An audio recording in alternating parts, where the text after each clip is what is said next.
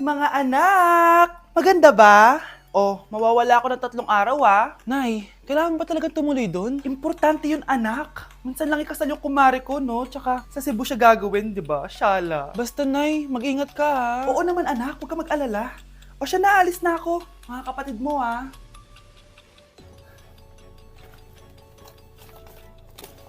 Saan yung wallet ko? Ay kuya, balik tayo sa bahay. Nakalimutan ko yung wallet ko. Ano ba yan? Maliliit na ako. Saan na ba yan?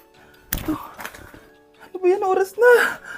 Mabuhay ma'am, welcome to Air Philippines. How can I help you? Ay.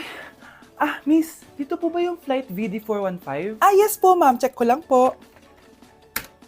As per dito ma'am, nakaalis na po yung aeroplano. Ha? Hindi ako pwede malit sa kasal na kumare ko. Kailangan ko umabol. Ma'am, kailangan niyo po ulit mag-rebook so ang next available flight is bukas pa po ma'am. Ano ba yan? Gawin mo ng paraan. Diyos ko, sayang lang pera ko. Wala palang kwenta tong airlines nyo eh. Uwi na nga lang ako. Sorry ma'am. Oh Nay, nandito ka na agad? Akala ko ba 3 araw ka mawawala? Eh di ayun, naiwan ako ng aeroplano. Alam mo parang pinipigilan talaga ako ng universe makaalis eh. Nay, buksan mo yung TV. Ha? Bakit? Breaking news! Nandito tayo ngayon sa site kung saan nag-crash ang flight VD415.